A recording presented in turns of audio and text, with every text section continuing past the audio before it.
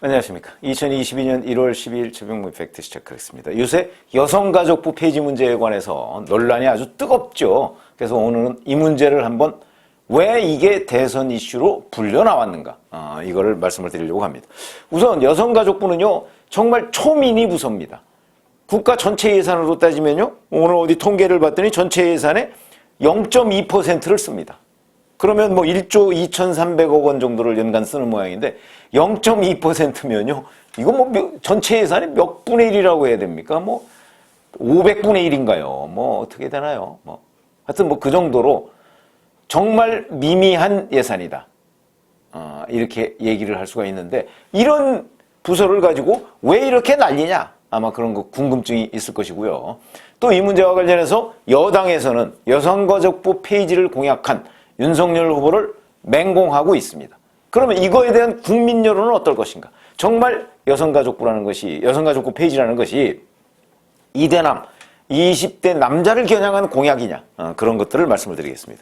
이게 처음 논란이 촉발된 것은 원래 여성가족부 폐지는 이준석 대표가 작년부터 얘기를 했던 것이고요. 올해는 윤석열 후보가 7일, 그러니까 6일 밤 이준석 대표와 당내 갈등을 정리하면서 7일 바로 페이스북에다가 딱 7자 공약입니다. 여성가족부 폐지 7자 공약을 딱 올렸습니다. 그것만 놓고서도 많은 사람들이 이게 무슨 뜻이다, 왜 이런다 하는 걸 충분히 알 수가 있는 대목인데, 여기에다가 그러니까 요 7자 공약에 순식간에 10,000건 넘는 댓글이 달렸습니다. 근데 이 댓글의 상당 부분이 찬성입니다. 폐지 찬성.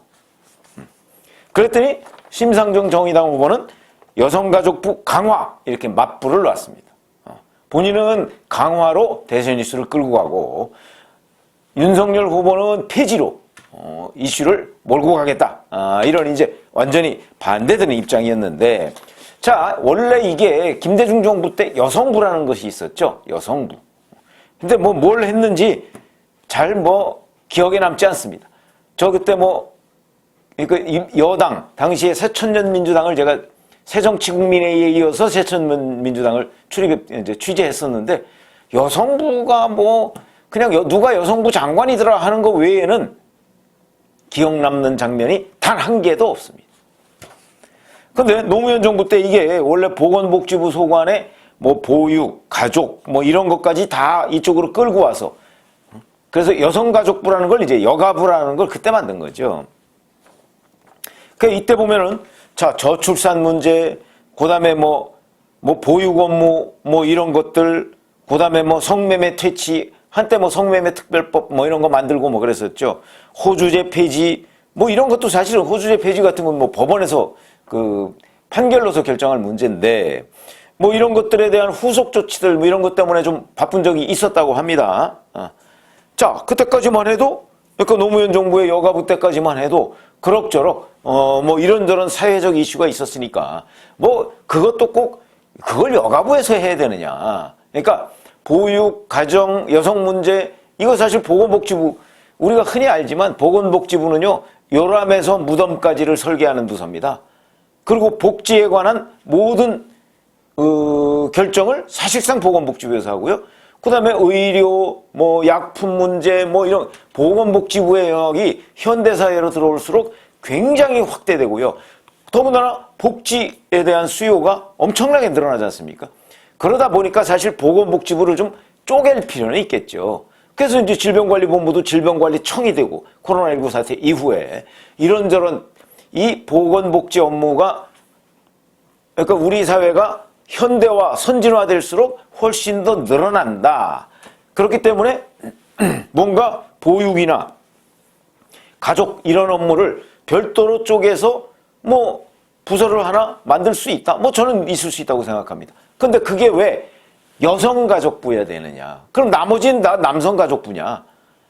이런 비판에 직면하는데, 그건 제가 추후에 설명을 드릴 텐데, 자, 그런데 문재인 정부는 페미니스트 정부를 표방했었죠. 근데 이 여성가족부가 추락하게 된 거는 바로 문재인 정부 들었습니다.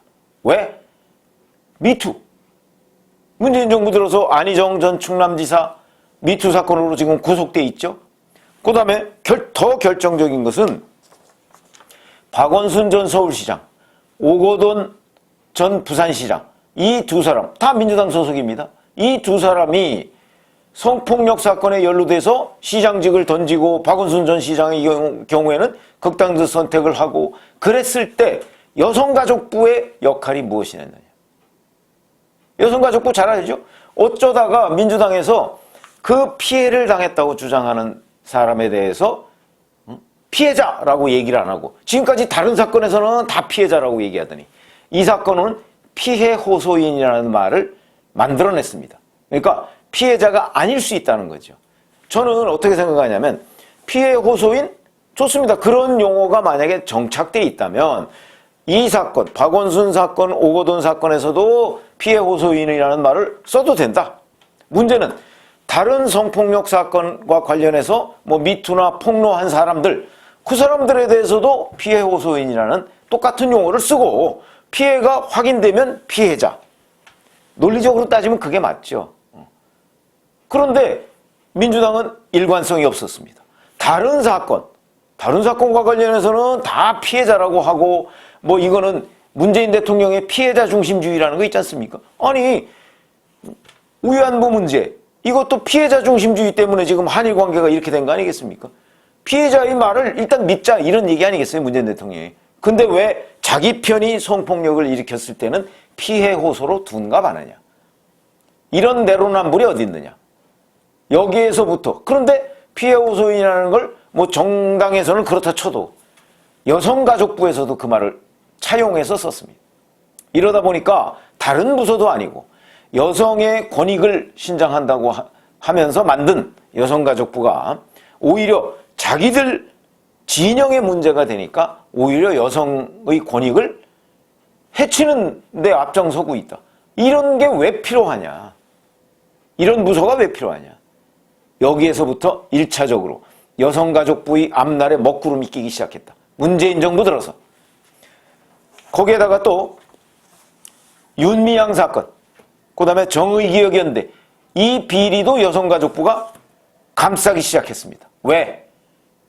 윤미향 의원과 정의기억연대에 대한 여성가족부의 지원이 부당한 지원이 있었거든요. 그랬을 때도 부당한 지원이 있으면 오히려 그거에 대해서 적극적으로 여성가족부가 나서서 감사를 하고 문제가 있으면 개선을 하고 환수할 게 있으면 환수를 해야 여성가족부의 존재 이유가 있는 것인데 그 존재 이유를 스스로 부정하니까 많은 국민들이 저런 여성가족부가 왜 필요하냐. 저게 결국 권력이 된 여성운동가들 이 사람들하고 여가부가 결국 한 통속 아니냐. 그거에 대한 증거로서 여성가족부가 등장하게 됐다. 이렇게 되는 거죠. 이러다 보니까 이런 사태를 거치면서 어떤 일이 벌어졌느냐. 우리 국민들에게 야 저런 여가부는 필요 없다 하는 인상이 지워졌습니다. 그래서 작년 7월 달에 보니까 한국사회여론연구소라고 KSOI라고 흔히 그러죠. 거기서 조사를 했더니 우리 국민의 48.6%가 여가부를 폐지하는데 찬성했습니다. 심지어 여성의 38.3%도 폐지해야 한다. 이렇게 얘기를 했습니다. 여성의 38%도. 그런데 이게 작년 7월 달이라고 그랬습니다. 어제하고 그저께 조사를 했더군요. 리얼미터가. 그랬더니 이게 오히려 늘어났습니다. 51.9%가 여가부 폐지를 찬성했고 반대는 38.5%밖에 안 됩니다. 자, 그러면 이걸 성별로 봤더니 남성은 무려 64%가 폐지에 찬성했고요. 반대는 남성의 경우 29.8%, 여성의 경우는 찬성이 40%, 반대가 47.1%. 여성의 경우에도 폐지 찬성과 반대가 비슷합니다. 그리고 18세와 29세, 이른바 20대, 찬성이 60.8%입니다. 30대는 56.7%. 2030이 여가부 폐지에 대해서 찬성이 압도적으로 많다. 이게 뭘 의미하느냐. 자, 김대중 정부와 노무현 정부 때보다 오히려 여성가족부 폐지에 대한 여론이 높아진 이유. 그건 아까 제가 말씀드렸죠. 바로 여성가족부가 여성의 권익을 신장하고 옹호하는 데 기여한 게 아니고 오히려 권력자가 된 여성 시민운동가들을 옹호하고 감싸고 그러면서 정작 보호받아야 할 여성들에 대해서 보호할 책임은커녕 오히려 진영의 편에 서서 일을 한 것 아니냐. 그 일도 도대체 뭘 했느냐 하는 지적을 받게 된다. 이래서 지금 국민들 사이에 여가부 폐지에 찬성하는 게 많다 보니까 바로 이런 기류와 이런 분위기를 읽고 윤석열 후보와 이준석 대표가 여가부 폐지를 대선에 끄집어냈습니다. 윤석열 후보 이 여론조사 결과를 보면 윤석열 후보의 공약 여가부 폐지 이게 훨씬 더 많은 지지를 받고 있다.